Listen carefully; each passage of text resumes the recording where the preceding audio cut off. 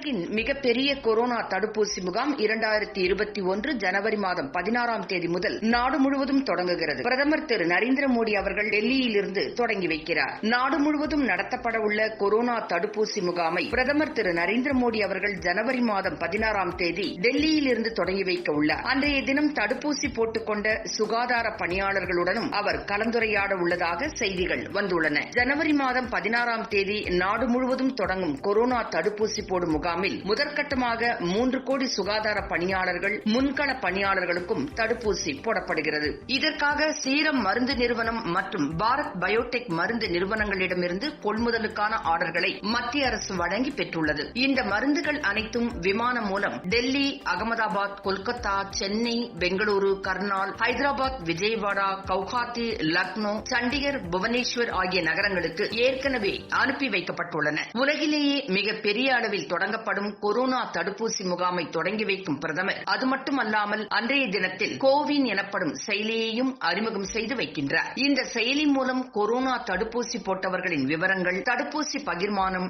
Delivery ஆகியவற்றை அறிய முடியும் என்பது குறிப்பிடத்தக்கது. இந்த கொரோனா தடுப்பூசி முகாம் நாடு முழுவதும் 2934 மையங்களில் நடக்கிறது. முதல் நாளில் ஒரு முகாமுக்கு 100 சுகாதார பணியாளர்கள் வீதம் ஏற்கனவே 3 லட்சம் பேருக்கு தடுப்பூசி போடப்பட உள்ளது. இதில் எய்ம்ஸ் மருத்துவமனை உள்ளிட்ட 100 மருத்துவமனைகளில் தடுப்பூசி போடப்பட்ட சுகாதார பணியாளர்களுடன் பிரதமர் நரேந்திர மோடி கலந்துரையாட உள்ளார். முதற்கட்டமாக சுகாதார பணியாளர்கள், மருத்துவர்கள், மருத்துவ பணியாளர்கள், ஆஷா பணியாளர்கள், முன்கள பணியாளர்கள், 50 வயதுக்கு மேற்பட்டவர்கள், 50 வயதுக்குட்பட்ட இணை நோய்கள் உள்ளவர்களுக்கு கொரோனா தடுப்பூசி வழங்கப்பட உள்ளது. இதற்காக 1,60,00,000 டோஸ் மருந்துகள் மத்திய அரசால் வாங்கப்பட்டு நாட்டின் பல பகுதிகளுக்கு அனுப்பி வைக்கப்பட்டுள்ளதாக மத்திய சுகாதாரத்துறை தெரிவித்துள்ளது.